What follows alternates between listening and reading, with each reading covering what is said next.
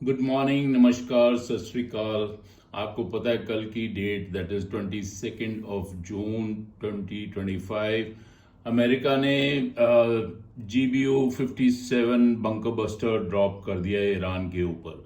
अभी सबसे important question आम नागरिक के लिए इंडिया में है कि क्या वर्ल्ड वॉर 3 होगा और इंडिया इसमें इन्वॉल्व होगा कि नहीं। Okay, the possibility of world war 3। Firstly, world war के लिए क्या चाहिए? बहुत हाई एनर्जी चाहिए। सारे वर्ल्ड में हाई एनर्जी चाहिए और पॉकेट्स में हाई एनर्जी चाहिए। सेकेंड वर्ल्ड वॉर में हाई एनर्जी आ गई थी क्योंकि वहां पे आई थी जर्मनी, इटली और जापान, ये तीनों। और इनको लगा अमेरिका और ये जो कॉलोनाइजर थे, जैसे ब्रिटिशर्स थे, फ्रेंच थे, जो बाद में नेटो बने, कि ये लोग वर्ल्ड को रूल करते हैं, इनके पास है नहीं, हमारे पास पैसा है, हमने हार्डवेयर, मिलिट्री हार्डवेयर बना लिया और हम इनकी सुनने वाले नहीं। तो वो हाई एनर्जी अभी है इस वक्त भी है। उस टाइम ये जो थे अलाइड एक्सिस बन गए थे और दूसरे जो अपोज कर रहे थे अमेरिका और इंग्लैंड और बाकी नेटो कंट्रीज, वो अलाइड फोर्सेस बन गई थी। इस बार क्या हो रहा है कि कम्युनिस्ट फोर्सेस ज्यादा हो रही हैं, जैसे कि, और मुस्लिम्स, ये दोनों थोड़ा कंबाइन हो रहा है इनका।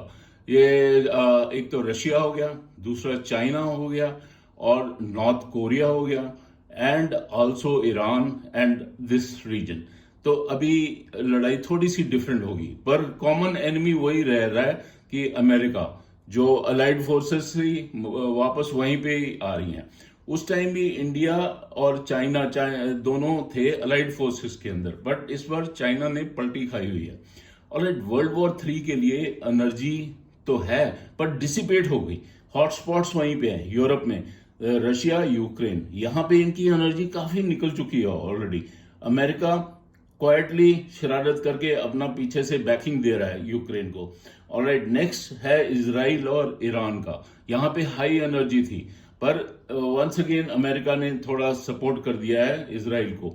यहाँ पे भी एनर्जी लेवल अभी डाउन हो जाएगा, आप देखोगे।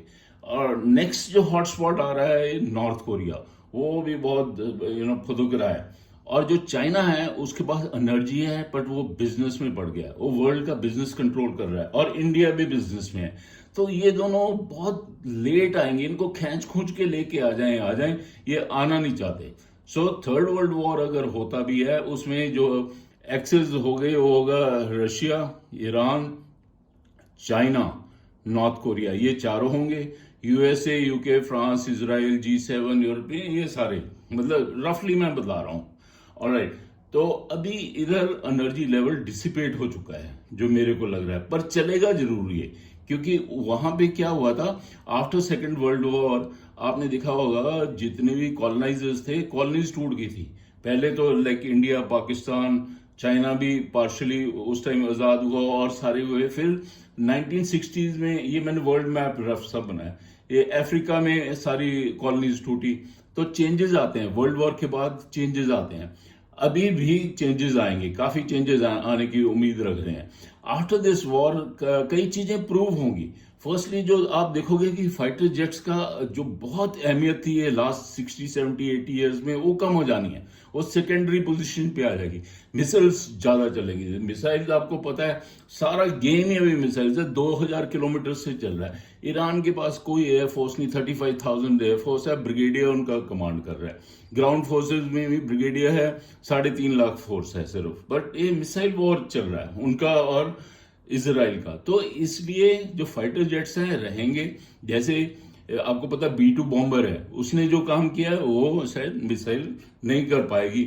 ओके, सेकेंडली जो I-4Cs, सैटेलाइट्स का काफी रोल बढ़ जाना है। इंडिया लकीली ऑलरेडी इसमें काफी अहेड है, तो शायद सैटेलाइट लॉन्च हो इन फ्यूचर। और एक और चीज आपने देखा होगा, टाइप ऑफ कंस्ट्रक्शन में बड़ा इफेक्ट आने वाला है। इतना रबल हो गया सारा जो यूरोप है वहां पे, मतलब यूक्रेन के आसपास और इधर इसराइल के आसपास, ये गाजा स्ट्रिप्स, यहाँ पे कंक्रीट ही कंक्रीट तोड़ दिया है। ईरान में कंक्रीट ही कंक्रीट हो गया। तो मेरे को लगता है कि मटेरियल चेंजेस आएंगी next after this world war. अगर वर्ल्ड वॉर नहीं जो भी चल रहा है, थर्ड वर्ल्ड वॉर अगर होता है, ये 5-6 साल चलेगा।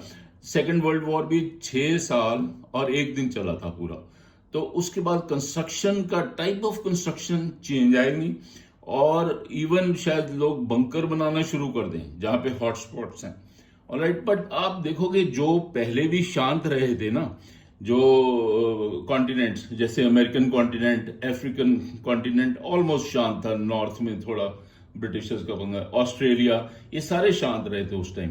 इस बार भी वही, यहाँ हॉटस्पॉट यहीं पे रह रहा है, यूरोप में और एशिया में ही रहा है।